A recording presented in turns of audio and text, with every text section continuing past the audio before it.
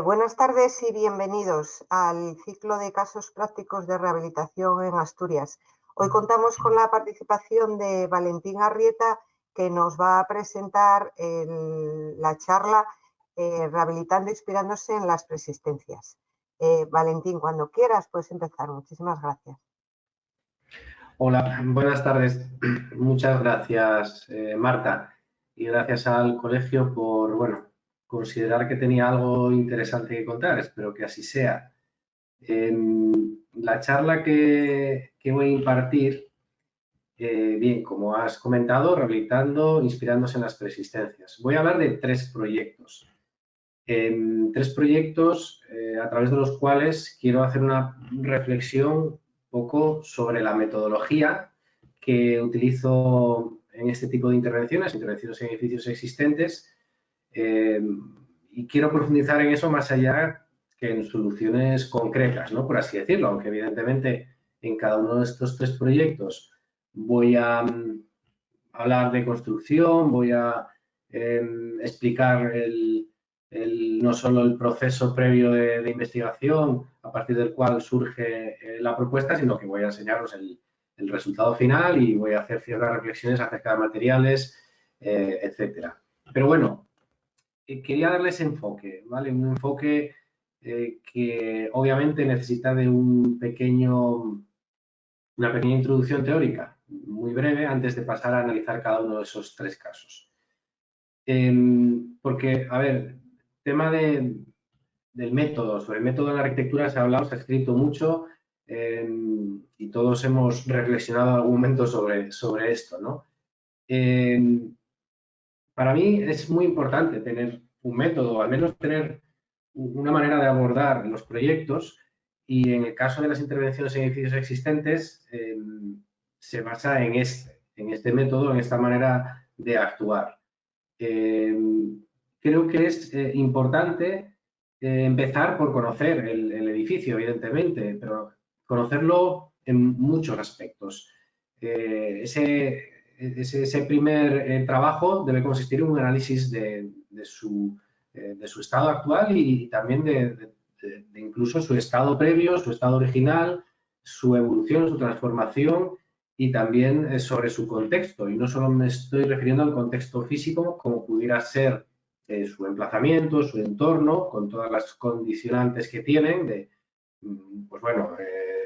topografía, orientación, naturaleza, etcétera, ¿no? Sino que ese contexto también implica otras cuestiones más relacionadas con su historia, con el contexto social, cultural, etcétera. Todas estas cuestiones creo que son importantes conocer y son importantes tenerlas presentes desde el principio del proceso, ¿no? Que dediquemos nuestro tiempo a ese acercamiento al edificio y que lleguemos a conocerlo correctamente, porque nos va a dar muchas pistas acerca de la manera o la mejor manera de actuar en él.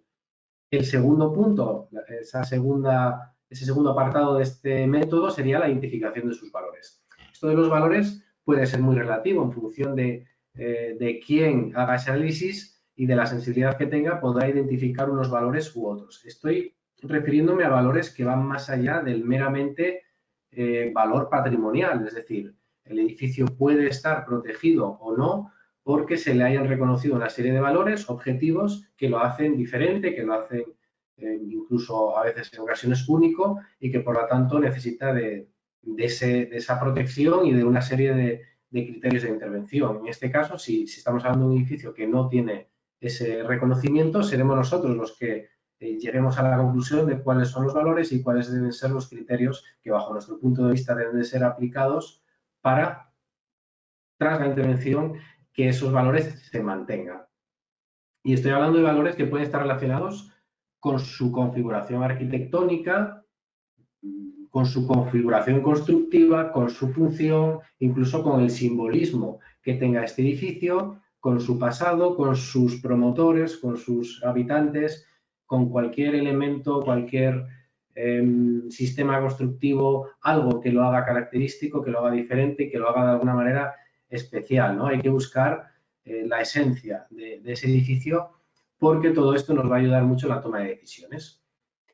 Una vez identificados esos valores, lo que procuro es que el diseño se inspire en dichos valores y, si es posible, si se han modificado, se han maquillado durante la vida del edificio, que la nueva intervención los potencie. De alguna manera, todo esto lo aplico por una pequeña obsesión que tengo, que es buscar argumentos en la toma de decisiones. Es decir, creo que es importante tomar decisiones conscientes en el proceso proyectual. Intento que el azar o que la creatividad un poco sin argumento se reduzca al mínimo, ¿no? Creo que es importante que todos seamos conscientes de por qué hacemos las cosas, de por qué tomamos ciertas decisiones y que a la hora de defender también nuestros proyectos, pues podamos ir con esos argumentos por delante. Esto en obra nueva es más difícil. Nosotros tenemos la ventaja al intervenir en edificios existentes que tenemos un contexto, ¿no? No es una hoja en blanco, por lo tanto tenemos donde agarrarnos en esa toma de decisiones y es muy importante saber leer el edificio e identificar esos valores que os comentaba para que nos ayude en la toma de decisiones.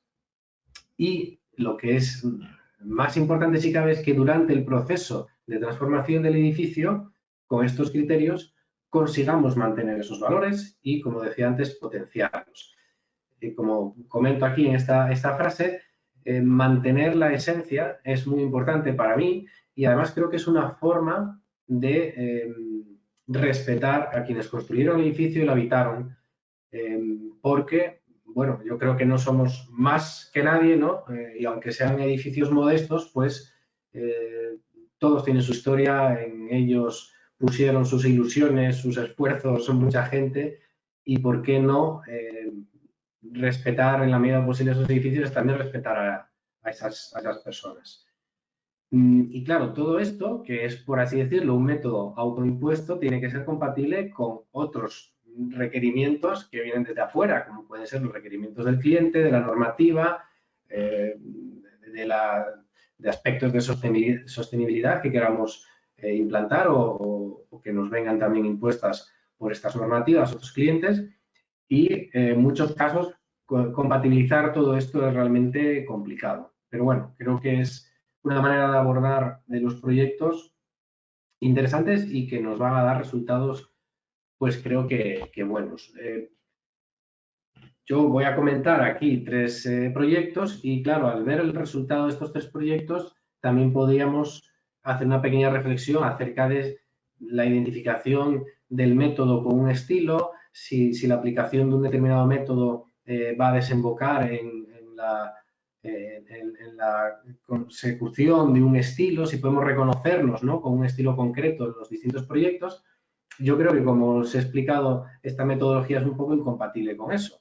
Quiero decir, todos tenemos nuestra predilección hacia ciertos materiales, ciertas estéticas, ciertas soluciones, pero si cada edificio es diferente y nos vamos a inspirar en él, en sus valores y en su configuración, es irremediable que la toma de decisiones vaya determinada por eso y, por lo tanto, las soluciones sean diferentes. Creo que ahí está la clave un poco de lo que os quiero enseñar y contar a través de estos 3 ejemplos que, como veis, pues tienen soluciones bastante diferentes.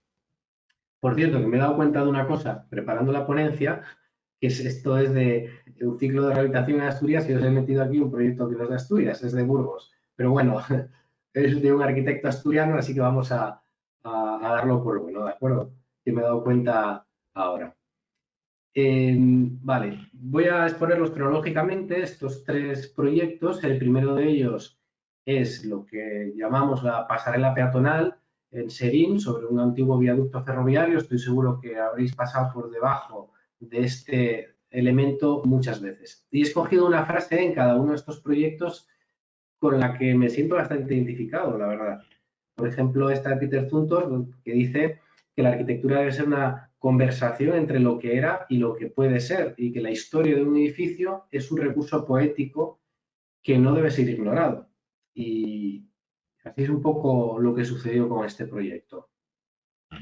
Bien, digo que seguro que conocéis este elemento arquitectónico. Llamarlo edificio es un poco complicado, no es un edificio realmente, pero dado que su emplazamiento está en un sitio estratégico desde el punto de vista de la comunicación de nuestra región, pues habréis pasado muchas veces por delante o incluso lo habréis visto desde la actual línea del ferrocarril. Bien, este es el plano de la zona de Serín con la Y, la autopista que une Oviedo, Gijón y Avilés, y aquí os señalo en ese círculo donde está el viaducto.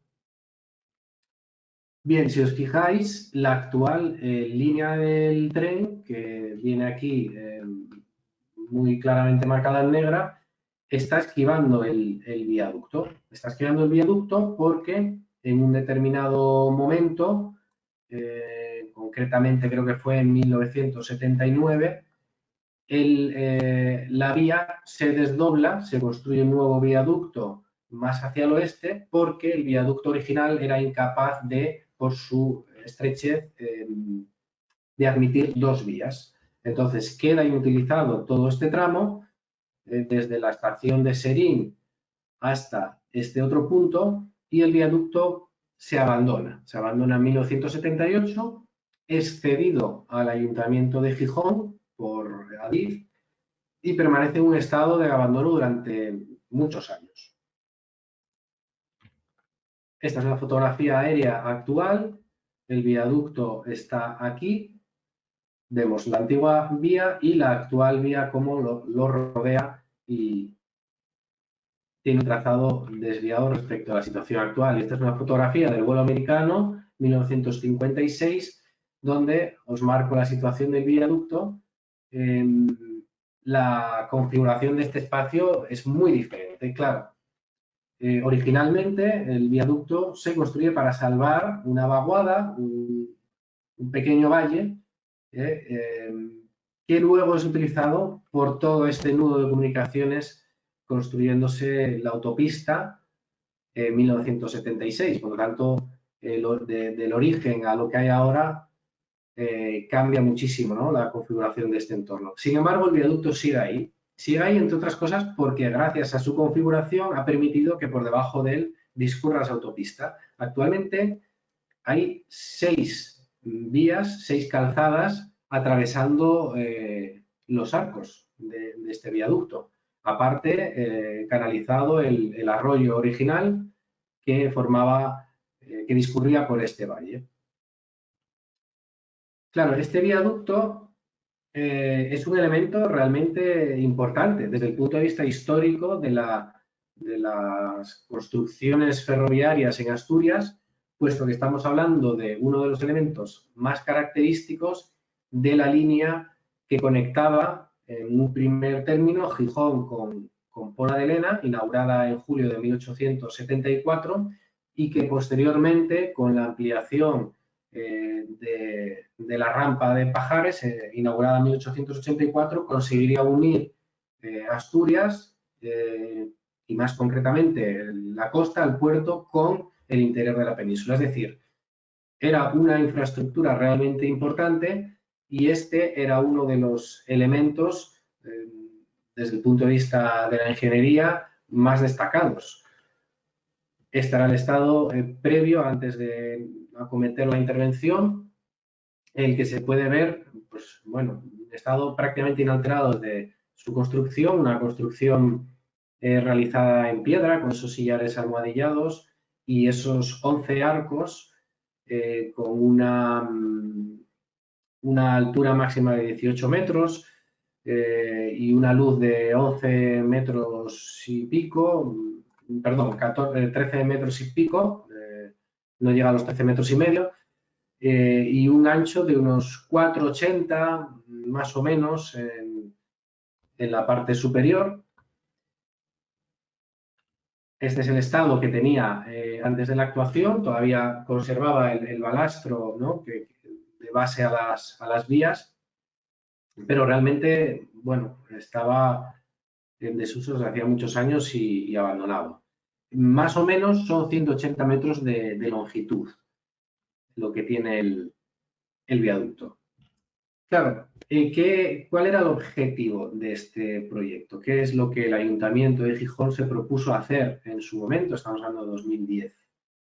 Veis esta fotografía, no es muy buena de calidad, pero es muy interesante por el año 1983. El viaducto hacía pocos años que había sido abandonado, entre comillas, y permanecía, bueno, conectando dos partes del barrio, de la parroquia de Serín, tanto la parte de allá como la de acá son parte del concejo de Gijón, pero al mismo tiempo, claro, la construcción de la autopista estaba separando estas dos zonas. Había gente que vivía en esta parte y que iban a coger el tren, la estación del tren estaba en la otra zona, y tenían dos alternativas para hacerlo, para llegar allí. Una, pasar por encima del propio viaducto, con el peligro que eso conllevaba, puesto que no estaba adecuado ni acondicionado para ello. Y otra opción era bajar, había un paso por debajo de la autovía, un paso que se inundaba cuando llovía, era bastante complicado, ¿no? Y aparte del rodeo que se tenía que dar para llegar hasta a escasos metros, realmente se tardaba muchísimos minutos. Entonces el planteamiento era, vamos a utilizar el antiguo viaducto, vamos a condicionarlo como una senda peatonal que conecte las dos partes de la parroquia con una distancia aproximada de 4 kilómetros, sigue un poquito más hacia el sur, y luego incluso en una segunda fase, posterior a la construcción o la apertura de esta primera, se amplió todavía más y hoy en día es un paseo, pues bueno, bastante agradable que muchos vecinos utilizan bueno, para andar un poco por la zona e incluso, bueno, para enlazar con otras rutas más largas. El propósito era, por lo tanto, recuperar este viaducto con un nuevo uso, el de paso peatonal, con bicicleta también, y generarlo de una forma segura, es decir, que se evitase de cualquier modo la caída de objetos y de personas a las vías, a la autovía, y que además, de alguna manera, pues tú cuando pases por allí te sientas seguro, te sientas, bueno, que sea algo amable dentro de lo que cabe, teniendo en cuenta, si habéis estado por allí, que el ruido pues es bastante incómodo y eso era algo que obviamente no podíamos tampoco intentar corregir, es el sitio, el contexto es el que es, pero al menos que sea seguro pasar por allí y te dé la sensación de que avanzas por un lugar pues con seguridad. Al mismo tiempo, luego ya unas cuestiones autoimpuestas, pues era la de generar un elemento que de alguna manera recordase ese pasado ferroviario, a pesar de que ya no lo tenía desde hacía tiempo. Y también daos cuenta que esto, al fin y al cabo, es un punto por el que pasamos, ya sea de entrada o de salida al concejo, y que pasan, yo diría que miles de personas al día, y por lo tanto generar una puerta de entrada o de salida bueno, de alguna manera simbólica, agradable, con un diseño interesante. Y el planteamiento fue el siguiente, inspirándonos en la configuración del propio viaducto, ideamos estos módulos que se van encadenando y se van superponiendo al viaducto. La idea era generar, de alguna manera, un encadenado como los vagones de un tren, ¿no? Que son unos elementos siempre el mismo que se va enganchando y va generando esta consecución de elementos. Además, la forma en la que se disponían sobre el viaducto, de alguna manera, daba la sensación de movimiento, de velocidad, ¿no? Pasando por encima del viaducto. Esto se consiguió de la siguiente manera. Inspirándonos en los propios arcos del viaducto, replicamos unos arcos con la misma luz, pero los alternamos con los arcos del viaducto. Es decir, los apoyos de los arcos superiores coincidían con las claves de los arcos inferiores, de forma que se van contrapeando. De ahí esa sensación o esa idea de movimiento, ¿no? Claro, la manera de materializarlo tenía que ser diferente. Queríamos que tuviese una apariencia mucho más liviana, mucho menos pesada que los propios arcos de piedra del viaducto, que no le restase protagonismo, sino que fuera algo que claramente estuviese apoyado encima y que materialmente se diferenciase, sobre todo también para evitar una falsa interpretación acerca de la cronología de este nuevo elemento. Queda claro que el elemento original el pesado, el de piedra, es el viaducto y lo que hay encima es simplemente una cubierta que cumple una función, que es esa función de generar un paso seguro, pero no le resta protagonismo, sino que dialoga, se inspira y se integra en el diseño del viaducto. Y este es el planteamiento. Los arcos laterales, obviamente, tienen que unirse de alguna manera, tienen que rigidizarse y de ahí que dispusiéramos otros arcos en diagonal, uniendo alternadamente los apoyos, tanto de un lado como otro, y un travesaño superior que rigidizase todo este conjunto. Esta es la estructura primaria, una estructura realizada en acero galvanizado que fue mayormente montada en taller, garantizando de esta manera que las soldaduras estuviesen bien hechas, y luego se traían las distintas piezas y se colocaban en obra machiembradas y atornilladas para generar los encuentros lo mejor posible. Veis ahí el cruce de arcos y esa estructura que posteriormente teníamos que idear cómo cubrirla. Claro, nosotros no podíamos mantener las bóvedas de cañón en todo el espesor del viaducto a partir de la generación de estos arcos fajones, por así llamarlos, porque nosotros tenemos que atravesar en el otro sentido todo este espacio y por lo tanto aquí se produce una intersección de bóvedas que da como resultado, por un lado, estos gajos que son de acero corte, que nos marcan un poco esa bóveda primera, y luego en el otro sentido queríamos generar otra cubierta, pero que fuese con otra materialidad, más transparente, por así decirlo. Tampoco era necesario que todo estuviese cubierto respecto a la lluvia, porque al fin y al cabo tú antes de entrar en la pasarela y después al sobrepasarla ya te vas a estar mojando, por tanto no era lo fundamental, sino al fin y al cabo que todo sí estuviera protegido frente a posible gente que quisiera arrojar objetos o lo que fuera, y lo conseguimos con estos dos materiales. Por un lado, aquí es una foto del momento de la construcción, por un lado con esos elementos de chapa de acero corte, que además le dan, no sé, le dan un cromatismo interesante al viaducto, a la pasarela, cambia mucho con la luz, con el agua, si está mojado, si está seco. Esa variación creo que lo ha hecho enriquecerse bastante al diseño, y aquí está el momento de la colocación de estos gajos de chapa corte antes de colocar el resto de elementos. Aquí los vemos. Lateralmente se puso una malla electrosoldada, también galvanizada. Obviamente era fundamental de cara a proteger frente a la caída a la autopista, y bueno, se intentó que de alguna manera cobrase poco protagonismo, poca presencia, ¿no? Y luego aquí ya empezamos a ver un poco la segunda cubierta, esa otra solución dispuesta entre los módulos, que se va a realizar con un tejido metálico de acero inoxidable que tiene su generación en este cable que vemos, que no es otra cosa que una catenaria. Una catenaria que necesitamos para generar el paraboloide hiperbólico, que vamos a ver luego, con el tejido metálico. Es un elemento necesario, como digo, de cara a conformar esa geometría, pero es que al mismo tiempo es un elemento simbólico, poético, de nuevo, a ese pasado ferroviario, a esa catenaria que servía para electrificar el ferrocarril, ya cuando el ferrocarril pasó a ser electrificado, que sería 1920 y algo, me parece. Pero bueno, es otro elemento que, como digo, nos viene bien desde el punto de vista constructivo y al mismo tiempo pues se inspira en el edificio y en su origen, en su pasado ferroviario.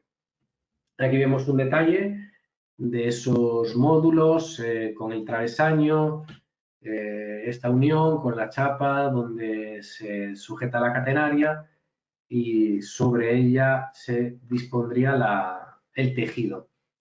Un tejido que, bueno, no fue sencillo ni encontrar el material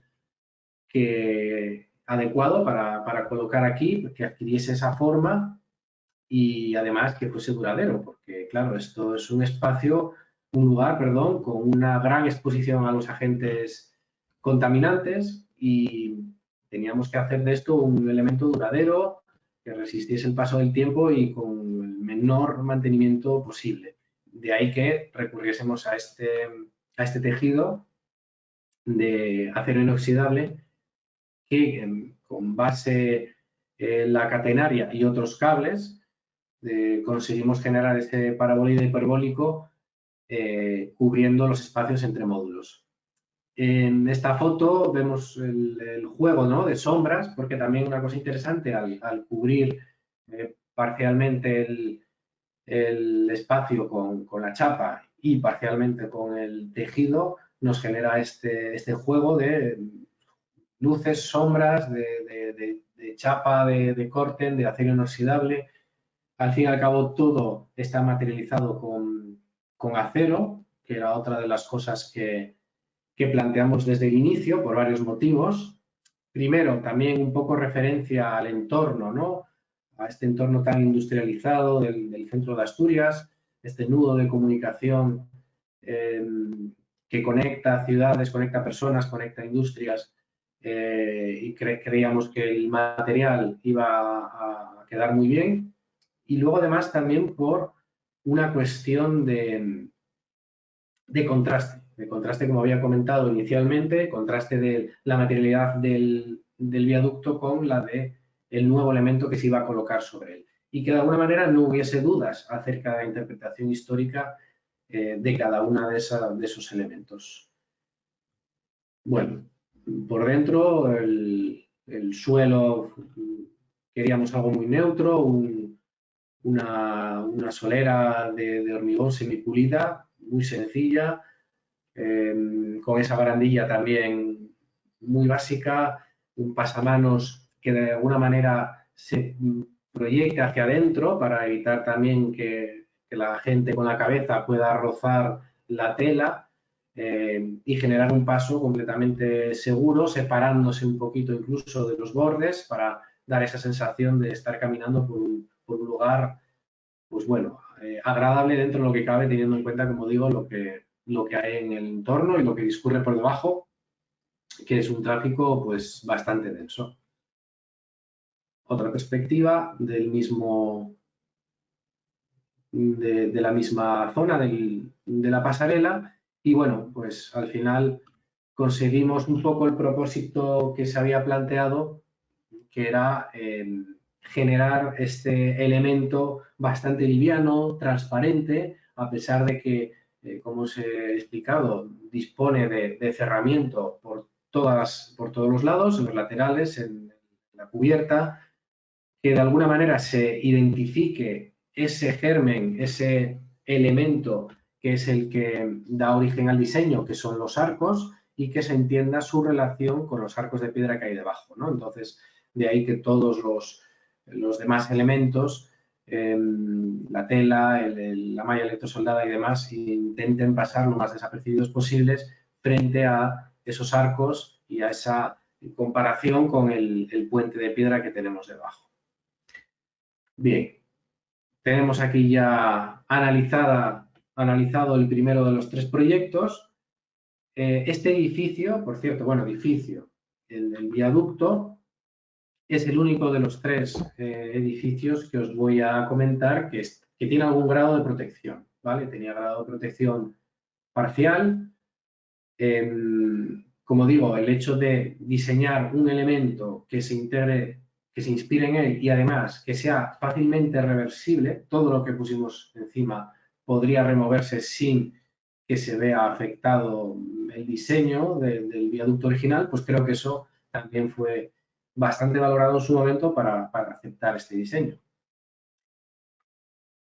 Bien, el segundo proyecto, segundo caso práctico, es el que os comentaba, que no es en Asturias, es un pueblo de Burgos, pero bueno, al fin y al cabo es un pueblo con una arquitectura que ahora os mostraré, bueno, pues, que podemos encontrarla prácticamente en cualquier pueblo de Asturias en cuanto a la materialidad, en cuanto a ciertos recursos y ciertas soluciones, pues que podemos encontrar vinculadas a cualquier elemento de arquitectura vernácula y que por lo tanto, pues este tipo de intervenciones también podemos sacar alguna conclusión interesante, yo creo que para intervenciones en pueblos aquí en Asturias. Es cierto que, bueno, la solución adoptada es un poquito especial, como vamos a ver.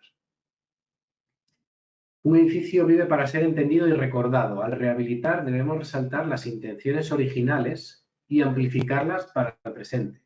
Bien, esto cuadra bastante con lo que estaba comentando al principio de esa metodología de potenciar los valores de los edificios y hacer que perduren, ¿no? en el tiempo o incluso con un cambio de uso. En el anterior proyecto vimos que era un cambio de uso relativo, porque al fin y al cabo sería siendo un elemento de unión, un elemento de conexión, una vía que conectaba un punto con otro. Ahora vamos a ver un proyecto que no varía el uso, porque era una vivienda y sigue siendo una vivienda después de la intervención. Y para finalizar sí que vamos a ver un proyecto en el que el uso cambia bastante. En este caso, volvamos a centrarnos en la vivienda. Vivienda que denominamos casa pino roble, ¿vale? Ahora os explicaré por qué. No tiene que ver tanto con el material, sino con cierta referencia un poco al entorno. Os pongo aquí un mapa de situación para que nos entendamos dónde estamos trabajando. Estamos trabajando en un pueblo de la provincia de Burgos, casi rozando con la provincia de Soria. Estamos ya dentro de lo que en demografía se viene denominando últimamente la España vaciada, con una densidad de población muy baja, menos de 8 habitantes por kilómetro cuadrado, y unos pueblos que, bueno, en este caso todavía tienen cierta vida porque están vinculadas a una zona desde el punto de vista natural muy rica, la Sierra de la Demanda, con recursos naturales, turísticos de interés y, bueno, todavía con pueblos grandes con cierta población. Bueno, por cierto, esto está en inglés, bueno, porque está reaprovechado de otra conferencia, ¿de acuerdo? No lo he cambiado, bueno, tampoco es importante.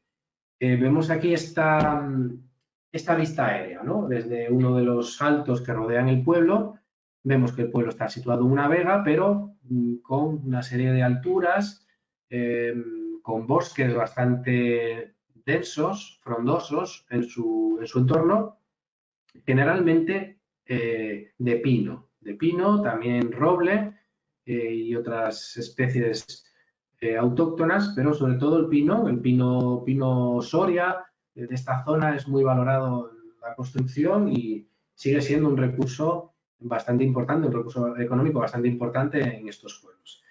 Quiero llamar la atención en esta imagen de dos cuestiones, que además he recordado mientras preparaba la ponencia.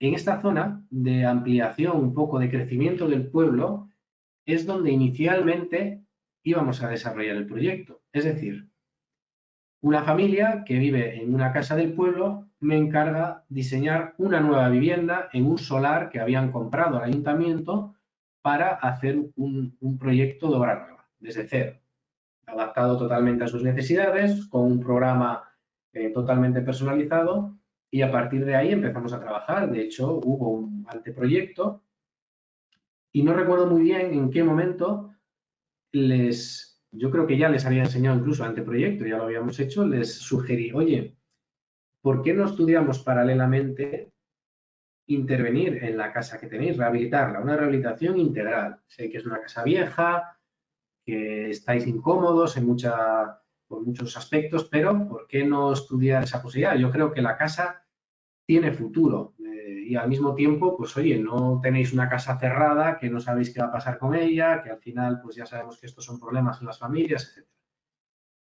Y la propuesta fue bien recibida. Entonces decidimos hacer otro anteproyecto para la rehabilitación de la vivienda y una vez que tuviéramos los dos ya decidíamos por dónde tirar. Ya os adelanto que cuando vieron el anteproyecto de la rehabilitación se olvidaron completamente de la obra nueva y dijeron, esta es nuestra casa, lo ha sido durante décadas de nuestra familia, generación tras generación, y ante este planteamiento que ni siquiera nos habíamos hecho, queremos mantener esta casa y queremos seguir viviendo aquí. Bien, os pongo aquí dos fotos importantes. Os he comentado el tema de los pinos, de los árboles. Hay otro recurso muy interesante que es la piedra arenisca en esta zona, que además en algunos puntos genera unas formas realmente bonitas en medio del bosque. Es otro elemento que caracteriza el entorno físico y además es otro material habitual en la construcción de viviendas en esta zona. Aquí tenemos un mapa de situación donde localizo ahí el solar, la vivienda. Además es que estaba situada en un lugar muy bueno del pueblo. Primero, porque estaba en el perímetro, estaba justo en el borde del pueblo. No tenemos delante, como veis en la foto de la izquierda, no tenemos delante nada. Estamos viendo el bosque, estamos con unas vistas maravillosas desde la casa y además con orientación sur. El sol, este-oeste, la fachada principal, por así decirlo, nos mira al sur. Es cierto que la vivienda está adosada a otra, pero tenemos una orientación realmente buena para aprovechar las vistas y la radiación solar. Porque hay que decir que en estos pueblos hace frío, ¿eh? Estamos a 1000 metros de altura, calor en verano, frío en invierno. Cualquier aporte que pudiéramos tener del sol, pues iba a ser bienvenido. Estas son las dos fotos del estado previo de la vivienda. La fachada sur que os comentaba, bueno, aquí el sol ya ha girado un poquito, entonces la vemos en sombra, pero es sur-este. Y esta es la fachada oeste. Dos fachadas con bastante luz, con espacio amplio delante, y una tercera, la fachada este, que daba un callejón. Eso, claro, iba a condicionar bastante la disposición de las piezas en el interior de la vivienda. Y luego por la parte de atrás tiene otra casa adosada. Os lo voy a explicar mejor aquí. Porque esta configuración es muy habitual en el pueblo. Un pueblo en el que muchas de las casas tienen esta volumetría, una forma muy sencilla, lo que casi un niño dibujaría, ¿no? De una casa, una planta rectangular, un nivel, una planta de altura y luego un bajo cubierta con cubierta a dos aguas, el típico tejadillo que nos genera esta volumetría tan sencilla. Volumetría que en algunos casos está ocupada completamente por una vivienda, en otros casos está partida y dentro de ese mismo volumen hay dos viviendas. Y luego se producen agrupaciones. Se adosan unos volúmenes a otros con una vivienda en cada uno o incluso se adosan varios volúmenes y hay varias viviendas dentro de cada uno de esos volúmenes. Nuestro caso es este que os pongo aquí a la derecha del todo. 3 volúmenes iguales con una vivienda cada uno de los volúmenes y nuestra vivienda en concreto es esta, es la del borde, ¿no? No es una vivienda entremedianera, sino es una vivienda adosada con las 3 fachadas libres que os comentaba anteriormente. Y una cosa importante destacar es esta fachada, la fachada sur, la fachada principal, con este hastial que remarca mucho la presencia de la cubierta a dos aguas, una fachada larga con los faldones marcando el hastial. Interiormente tenemos el nivel bajo, que es donde se distribuyen los distintos espacios de la vivienda, y un granero trastero en el bajo cubierta. Y una construcción basada en muros perimetrales de piedra arenisca, y un entramado interior de madera de pino. Estas son 2 viviendas más que fotografié en el pueblo. Estas 2 están catalogadas, no la nuestra, porque es cierto que estas tienen una mayor calidad constructiva. Estamos hablando ya de unas viviendas realizadas con una buena sillería, con ciertos detalles ya incluso podemos ver claramente barrocos. Estamos hablando de unas viviendas del siglo XVIII, con sus transformaciones, evidentemente, huecos abiertos donde originalmente no los había, incluso modificando ya con algunos recrecidos esa forma original donde la hastial ya deja de ser tan fácilmente legible y se produce otra serie de modificaciones que podemos ver incluso en esta otra casa, que es la casa que está pegada a la nuestra. Bueno, pegada, separada por el callejón, pero es la casa vecina. Una casa que originalmente tendría la misma configuración, con ese hastial triangular, pero que, como vemos, ha sido muy modificada.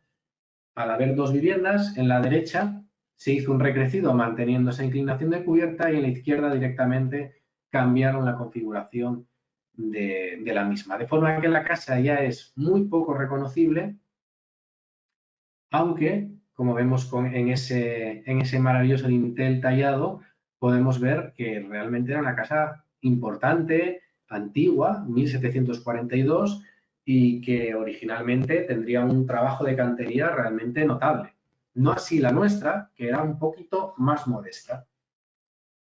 Por supuesto, los requerimientos del cliente a los que teníamos que adaptarnos. Estábamos hablando de una familia, bueno, relativamente numerosa, pareja con 3 hijos, 2 coches, etcétera, y una serie de espacios que hacían que la vivienda, bueno, tuviese cierto tamaño. Estamos hablando ya de una vivienda de unos casi 300 metros cuadrados. Bien, y entonces con estos requerimientos iniciamos el proceso. Por un lado, teníamos que cumplir las peticiones del cliente, las de la normativa, que ahora sale alguna alusión a esto. Queríamos que fuera una casa realmente confortable, con buenas condiciones energéticas, etc. Y al mismo tiempo, del análisis de la casa y de estas tipologías, pues queríamos que la vivienda siguiera siendo reconocible en esa forma, en ese diseño original, y que mantuviéramos de alguna manera el ambiente general del pueblo. No hacer ese tipo de transformaciones que se hicieron en la casa de al lado, donde cada uno va un poco a su bola y son poco coherentes, sino que de alguna manera preservásemos ese ambiente rural y al mismo tiempo que la casa siguiese siendo fácilmente identificable como un patrimonio de la familia. Y así es como empezamos a trabajar. La base del proyecto es el mantenimiento de los muros perimetrales, esos muros de piedra, el mantenimiento de la línea de cornisa, es decir, que de alguna manera se siguiese leyendo la volumetría inicial y su relación con los edificios anexos, aunque nosotros, por esos requerimientos del programa y demás, fuésemos a introducir en el interior un nuevo edificio con un nuevo programa y una nueva volumetría que tenía pinta que nos iba a desbordar un poco por encima de esa línea de cornisa, como así fue. Lo que pasa es que intentamos que esos nuevos volúmenes se integrasen y se inspirasen en la configuración previa. Bien, esto tiene una lectura un poco poética y de ahí que llamemos la casa como Casa Pino Roble. ¿Y por qué? Porque en este pueblo hay un elemento natural destacado, protegido, que se llama el pino roble. Es un árbol compuesto de 2 árboles realmente, porque dentro de lo que era un roble nació en algún momento un pino, fue creciendo y ahora mismo es un híbrido realmente interesante, incluso creo que estuvo nominado a Árbol Europeo del Año hace poco tiempo, y que es el símbolo del pueblo. El símbolo hasta el punto de que, como veis aquí en el escudo, aparece el pino roble. El pino roble es la referencia natural de este pueblo.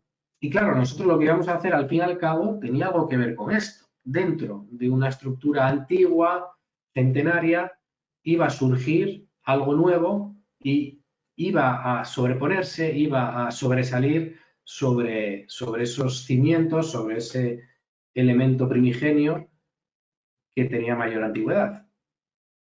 Vale, estos son los planos del estado previo. Vemos el solar con su Su orientación, sus dimensiones, estos son planos del estado previo, donde vemos ahí la sección, los alzados, el alzado principal. En el alzado principal ya se habían hecho algunas modificaciones, evidentemente, había un portón grande que en algún momento se había abierto para convertir ese espacio en un garaje. En el lateral oeste había 3 ventanas, pero una de ellas ocupaba el espacio que anteriormente había tenido una puerta. Realmente aquí dentro había un baño, pero en algún momento esto había sido una puerta de acceso a la vivienda. Todo eso lo fuimos valorando, lo fuimos analizando y viendo qué importancia podía tener dentro del diseño original del edificio, a ver si podíamos mantenerlo de alguna manera. La distribución interior, como veis, claro, con zonas muy oscuras, por tener la medianera aquí, por tener el solar bastante fondo. De hecho, no se cumplía la normativa que nos decía que como máximo teníamos que tener 12 metros de fondo, estábamos hablando ya de 15 y pico, se nos generaba una zona interior bastante oscura. Y luego hay otra cuestión que, bueno, por edificabilidad no podíamos pasar de 265 metros cuadrados, por lo tanto tampoco podíamos, por ejemplo, construir 2 plantas ocupando todo el solar, que por el número de plantas sí que era posible, pero no por la superficie. Bueno, entonces empezamos con el diseño, empezamos a darle vueltas a cómo encajar esto. Había una cosa importante que yo echaba en falta, que era, claro, la vivienda estaba colmatando completamente el solar, no había espacio exterior privado, por así decirlo. Era salir de la puerta y estabas en la calle. Y que considerábamos importante, de alguna manera, generar alguno de estos espacios interiores libres. Aquí vemos unos croquis y, bueno, de estos señalo aquí estos 4 porque es donde ya empieza a coger forma el hecho de que tenía que haber un patio, o mejor dicho, 2 patios. Pero bueno, en esta primera opción se agrupa todo el espacio libre aquí hacia la fachada este. Opción 2, agrupar todo el espacio libre en la fachada oeste. Opción 3, alternar 2 patios, uno en esta esquina y otro en esta otra. Y finalmente la opción 4, que es la que se desarrolló, que era disponer de esos 2 patios, pero en esta forma, como vamos a ver ahora. Y esto lo que nos iba a generar era 2 volúmenes. Al tener 2 espacios, 2 patios libres, nos iba a generar 2 piezas que estaban como desplazadas la una respecto a la otra, en medio de las cuales, claro, tenía que estar la escalera que nos uniese los pisos superiores. Bueno, lo vamos a ver bien aquí. Esta es la disposición de plantas. Vemos esas dos piezas desplazadas con la escalera en medio y esos 2 patios, denominados patio de verano y patio de invierno, un poco por su orientación. El patio de invierno más expuesto al sol, el patio de verano un poquito más resguardado para disfrutar de cierta sombra. Y luego, desde el punto de vista de la utilización, si bien los 2 son espacios exteriores y pueden ser utilizados como quieran los promotores, por uno íbamos a generar un acceso peatonal y por otro íbamos a generar un acceso para vehículos. Vemos aquí en el reparto de luces de esta planta baja cómo hay espacios que vuelcan hacia los patios interiores, espacios que vuelcan hacia el exterior y en el corazón, en la parte pegada hacia la medianera, está los cuartos húmedos. En la planta primera volvemos a ver un esquema bastante similar, pero introducimos otra cosa importante, que es un tercer patio interior, es decir, una doble altura, un espacio, un vacío dentro del edificio que nos ayudase también a introducir la luz al corazón del mismo y que además iba a dar representatividad al comedor que iba a configurarse como el espacio principal. Aquí vemos el reparto de luces, como vemos otra vez, ese espacio central nos va a servir para captar luz y meterla al interior, además teniendo en cuenta que esta fachada sur pues nos iba a penetrar muy bien hasta la zona de la escalera. Y luego hay otra planta superior que simplemente es la zona del estudio, que debido a la configuración de las cubiertas, como veréis ahora, sobresale respecto al resto de volúmenes y respecto al resto de espacios del edificio, hasta el punto de que incluso mira hacia el sur por encima de la cubierta del volumen que tiene enfrente, volumen del propio edificio. Bueno, algunos croquis, interiores, esquemas de secciones y demás. Y aquí ya veis un poco cómo se materializa este juego de volúmenes. Por un lado tenemos la forma reconocible de la casa primigenia y por otro lado esos dos volúmenes, uno delante del otro, que se introducen dentro del solar dejando los dos patios. Estos volúmenes se resuelven con cubierta inclinada porque así lo dice la normativa, pero es que además tiene todo el sentido del mundo. A veces demonizamos a la cubierta inclinada y hay ocasiones en las que tiene que ser no solo importante, sino yo diría el leitmotiv del proyecto, como es este caso. ¿Por qué? Porque manteniendo las pendientes de ese hastial tan característico de la tipología preexistente, nosotros diseñamos los nuevos volúmenes y rematamos esa geometría triangular replicando esa inclinación, generando esas líneas paralelas respecto a las cubiertas originales. Y esta es la distribución de la casa resultante, con los dos patios, el garaje vinculado a este patio, que es necesario atravesar para llegar a él, y este otro más privado, más peatonal, recuperando la puerta que os comentaba antes, que había sido puerta y fue transformada en ventana de baño. Ahora vuelve a ser puerta, accedemos a este pequeño patio y luego entramos a la vivienda. Con la escalera en el espacio central y bueno, gracias a los patios conseguimos iluminar desde distintos puntos habitaciones tan interiores como esta. En el diseño, en el esquema original de la casa sería un espacio completamente sombrío y poco agradable. Bien, aquí un continuo salón-comedor con la cocina comunicada, salón con tres orientaciones, a patio, a fachada oeste, fachada sur y el comedor que antes os comentaba que está vinculado a la doble altura. Arriba, habitaciones, 4 habitaciones, los cuartos húmedos en la zona, obviamente, donde no tenemos posibilidad de abrir ventanas y lo mismo el vestidor, pero el resto de habitaciones, pues con unas iluminaciones pues muy buenas, ¿no? Y por último, ese estudio, esa zona superior que sobresale sobre el resto de volúmenes y que también tiene doble orientación. Bueno, os enseño los alzados. Aquí vemos cómo mantenemos los muros de piedra. Son fácilmente reconocibles los huecos originales. Estos 6 huecos son originales, con sus jambas, sus dinteles de piedra.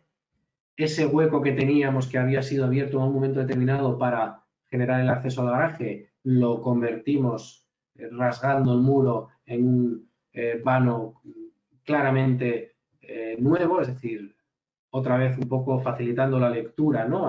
Que el hueco no era original, vamos a exagerar un poco el hecho de que no es original y vamos a dejar claro que se trata de un elemento nuevo que además nos permite meter luz al patio también. Y cómo esos volúmenes emergen, los del primer volumen, el segundo volumen, emergen por encima de nuestras fachadas e incluso el de atrás emerge por encima del de adelante para facilitar la iluminación del estudio. La sección con el vacío interior, tenemos el patio exterior, el patio entre comillas interior, con las escaleras que vais a ver ahora en las fotografías. Y el alzado oeste, recuperando la puerta y sección por el patio de invierno, a donde miran esos 3 dormitorios, o sea, 2 dormitorios y el estudio con unas condiciones iguales, ¿no? Y este pequeño volumen que emerge, que nos servía para conectar los 2 volúmenes al final de la escalera. Tenemos que volar sobre el patio, pero al mismo tiempo nos permite proteger el acceso peatonal. Bueno, cuestiones constructivas, que tampoco quiero marearos con esto. A ver, hay una cosa que hay que tengo que comentar, el tema de mantener los muros. El tema de mantener los muros, al final tuvimos que desmontarlos prácticamente enteros porque estaban muy mal aparejados. O sea, la piedra era muy buena, pero estaban aparejados con barro, no tenían unas condiciones, bueno, igual las tenían, pero el constructor, ya sabéis cómo es esto, tampoco se veía muy confiado de mantener esos muros, construir los nuevos volúmenes, etc. Bueno, dado el tamaño del edificio no hubo ningún problema, desmontamos muros y los rehicimos directamente, pero los rehicimos igual, utilizando la misma piedra, utilizando los mismos sillares para los mismos vanos. Realmente la casa es la misma. Y luego lo que hicimos, claro, aprovechando esta operación, fue generar una estructura interior independiente que no dependiese nuestra nueva estructura de apoyarse en esos muros y generar una hoja interior de termoarcilla paralela a la de piedra, meter aislamiento entre ambas, bueno, y por encima del nivel de los muros de piedra, pues meter un SATE y conseguir con el termochip, bueno, conseguir unas condiciones desde el punto de vista de aislamiento térmico de total continuidad y unas condiciones interiores realmente agradables y muy óptimas en las que gracias a la captación solar y al aislamiento que tiene el edificio, pues no se usa mucha calefacción, incluso, ya os digo, diciendo que en invierno a 1000 metros de altura pues hace mucho frío en el exterior. Bien, os muestro unas imágenes para terminar este proyecto donde veis un poco el resultado, ¿no? Esos volúmenes. Una cosa que se me olvidó comentar antes, le dimos distinto tratamiento a los volúmenes en cuanto al cromatismo para facilitar un poco la integración, ¿no? Ya que eran piezas independientes, pues esos dos volúmenes se disgrega un poco en el conjunto del pueblo al usar este doble acabado, de forma que, bueno, que queda más integrado. Vemos aquí una vista desde las afueras, donde se reconoce perfectamente el edificio original con la piedra, donde se ven esos nuevos volúmenes y donde se ve la relación un poco con todas esas otras pendientes de las casas del pueblo y de su entorno. Unas vistas a pie de calle, con el resultado final.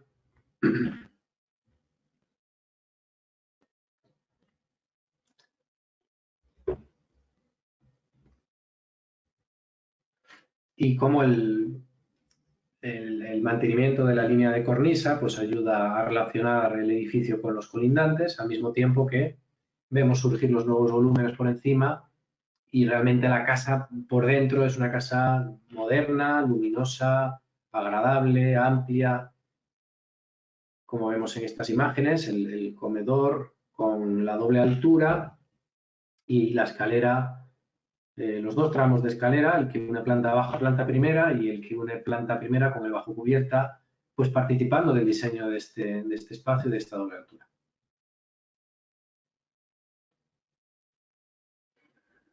Este es el tramo que sube, vista desde arriba, hacia la doble altura. Aquí tenemos la doble altura. Seguimos desplazándonos por el pasillo hasta coger el último tramo de escalera que ya nos lleva al bajo cubierta. Y pues una pequeña sorpresa que nos dimos, muy agradable, cuando empezamos a picar revocos y empezamos a descubrir el edificio original, que es la inscripción que revela quién fue el que construyó el edificio y cuándo, ¿no? Se hizo a costa de Andrés Cuesta y de Benita Mirel, año de 1862. Claro, esto refuerza un poco el planteamiento que os estoy diciendo.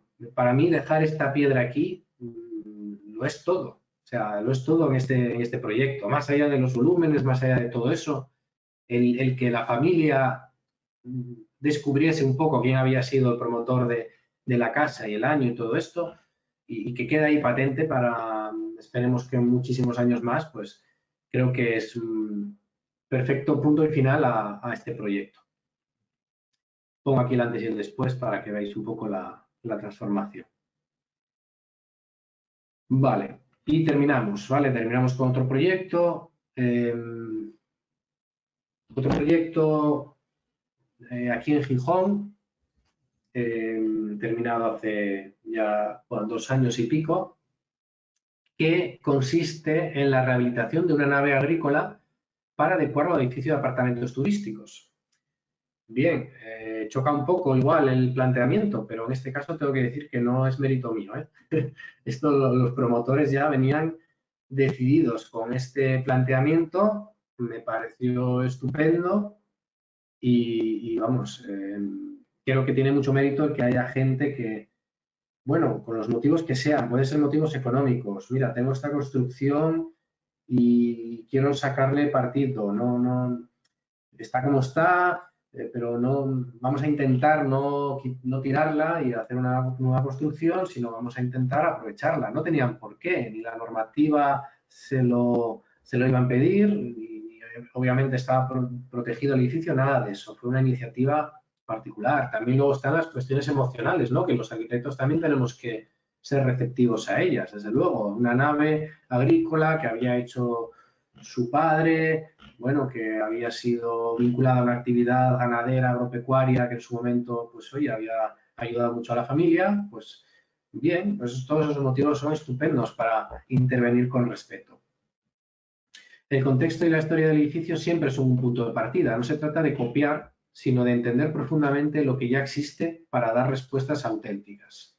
Otro planteamiento magnífico de otro arquitecto magnífico, claro.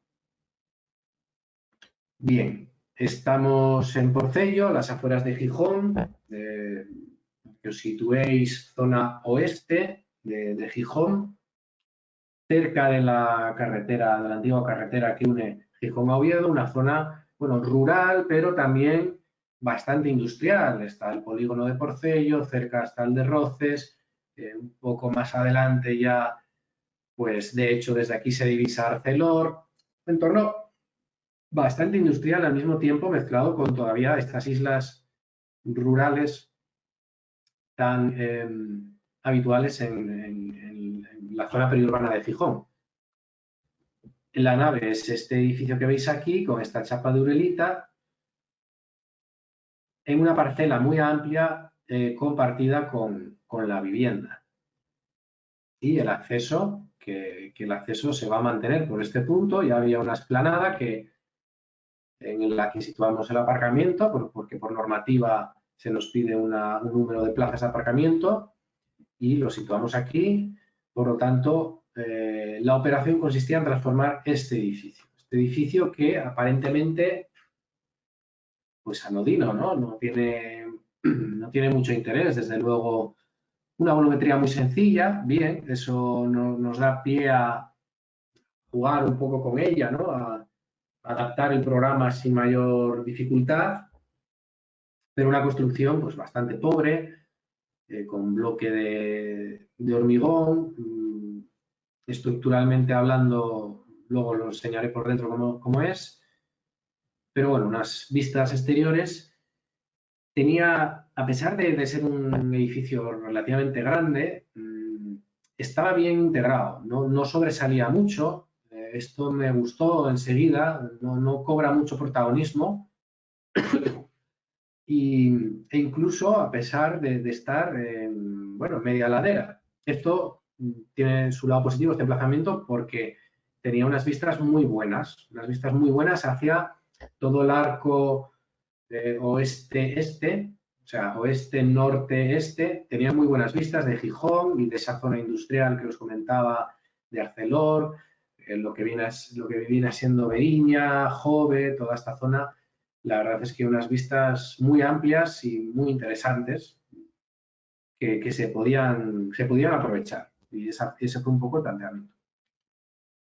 Desde el punto de vista estructural, como os comentaba antes, está construida por unos pórticos de hormigón muy típicos en la época, de este tipo de edificaciones agrícolas con cierto grado de preindustrialización, por así decirlo, de construcción industrial, bueno, porque son todo elementos hechos en taller y montados aquí, no están hechos in situ. Por supuesto, quitamos la uralita, reforzamos las correas que fueran necesarias, pero en general lo que era la estructura principal estaba en buenas condiciones y se reutilizó. Y ahí está, ahora mismo dentro del edificio sin ningún tipo de problemas. El planteamiento, entonces, debía girar en torno a esto, a su volumetría, al ritmo de esa estructura tan geométrica, tan clara, tan modular, que al fin y al cabo suponía una repetición de ese elemento estructural. Aquí veis, inicialmente la nave estaba compuesto de estos 4 módulos con los pórticos de hormigón que los separaban. Entonces el planteamiento, por necesidades espaciales, fue aumentar en un módulo el edificio, pero se respetó, por supuesto, el ritmo que venían marcando estos módulos y se construyó uno nuevo generando otro espacio más. Entonces serían ya 5 espacios, 5 crujías, como queramos llamarlas, dentro de los cuales se iba a disponer el nuevo programa. Y a este rectángulo, subdividido en 5, se acopló hacia el norte una estructura de corredor que iba a servir para unirlos desde un punto de vista compositivo y para unirlos desde un punto de vista de los accesos, ¿vale? De servir de un corredor de acceso. Este es un poco el esquema. El corredor en rosa con una terraza exterior, una caja de vidrio a modo de recepción, ahora os diré un poco el porqué de estas decisiones, una sala común, el primero de los módulos es una sala común y luego son 4 apartamentos, uno de ellos el primero adaptado a personas de movilidad reducida, completamente adaptado, baños, habitaciones, todo. El porqué un poco de esta solución viene de la aplicación de la normativa. No había ningún problema en cuanto al uso, no había problemas en cuanto a la superficie, ya os digo que teníamos una parcela muy grande, etc. Pero sí que se nos pidió que de alguna manera hubiese ciertos elementos comunes, aunque fueran apartamentos independientes, porque cada apartamento tiene su cocina, tiene su salón, tiene sus habitaciones y baños, pero la normativa te pide que haya unos espacios comunes. En este caso, una sala común, a modo de sala de estar, incluso donde se dan desayunos, etcétera, que es este primer módulo. Tiene todo sentido que sea el primero que te encuentres. A partir de ahí ya se desarrollan el resto de módulos, los apartamentos de uso privado y la recepción que se configuró como una pequeña caja de vidrio ahí situada en el corredor, en la zona donde se ensancha el corredor, para que el paso, como vemos por aquí, se produzca junto a esa caja de vidrio. Desde el aparcamiento se accede, se pasa entre la sala común y la cajita de vidrio que forma la recepción y luego ya cogemos el corredor que da acceso a los distintos apartamentos. Apartamentos que organizamos de la siguiente manera. Están bastante encajados en cuanto a lo que quería el promotor, encajaron bastante bien, un poquito justitos, o sea, tampoco es que estuvieran muy holgados, pero bueno, esta distribución nos facilitó mucho las cosas. Se trataba de meter los cuartos húmedos todos en la zona central, las habitaciones hacia esta fachada y el salón, comedor, cocina a esta otra fachada para poder hacer el acceso a través del corredor y para que desde estos puntos se contemplase el paisaje. Esto era importante para el promotor, aprovechar las amplias vistas desde los salones. Cosa que parece coherente. Aquí una sonométrica seccionada, un poco con el planteamiento. perdón, y con ese corredor que al final se trata de una estructura también modular de tubos de acero galvanizado que se acoplan a la fachada. Pasamos a las fotos para que lo veáis, que lo vais a entender mejor, cómo este corredor con esos perfiles tubulares parcialmente cubierto. No queríamos que estuviese cubierto del todo para que no quitase luz, teniendo en cuenta la orientación de esta fachada, pero al mismo tiempo queríamos que parase de alguna manera el agua. Entonces, se cubre parcialmente con Tramex y donde están las puertas sí que se pone una cubierta plana que protege los accesos a los distintos apartamentos.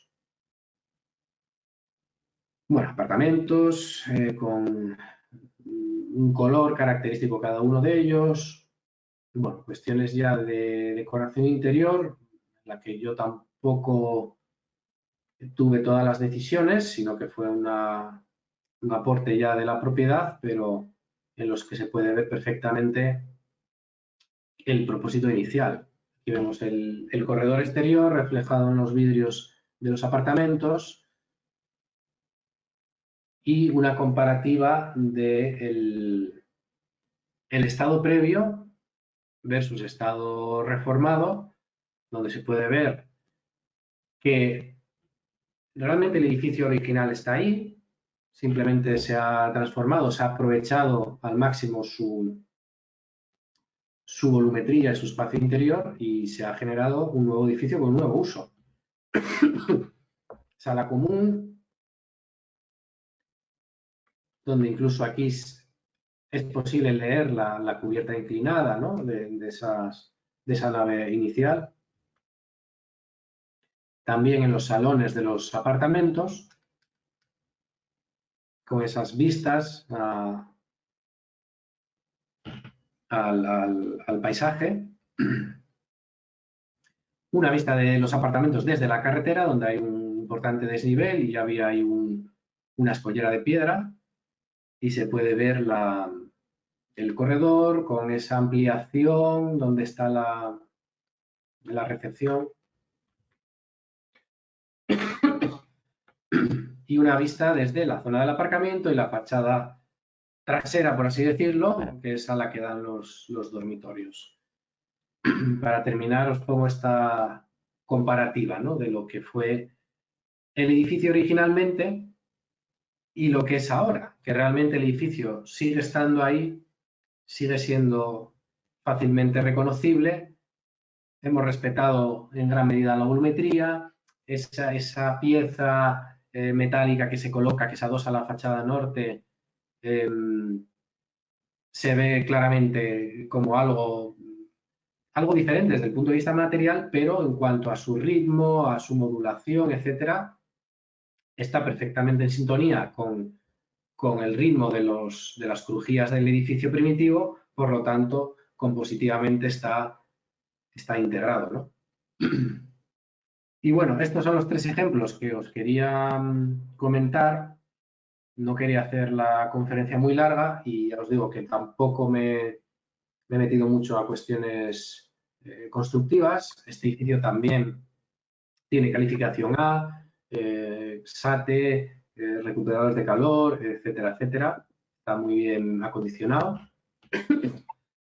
Y realmente creemos que lo que se consiguió era lo que pretendía el promotor y desde el punto de vista mío del proyectista, pues bastante contento porque de alguna manera ha sido fiel a esa metodología, ¿no? En estos tres proyectos creo que se me permitió tener esa libertad y ser fiel a los principios. Termino simplemente con otra frase que me parece muy acertada un poco para toda la conferencia y todo el planteamiento. Dice, la historia de un edificio no debe ser borrada, sino reinterpretada con sensibilidad. Cada intervención es una oportunidad para revelar el alma del lugar. Esto es, ¿no? De esto se trata, del alma, ya sea un palacio, patrimonio de la humanidad o una pequeña casa de pueblo, todos los edificios tienen un alma y en todos los edificios se ve reflejada el alma de sus promotores y de aquellos que lo habitaron durante tanto tiempo. Bueno, muchísimas gracias y quedo a disposición de cualquier aportación, pregunta o comentario.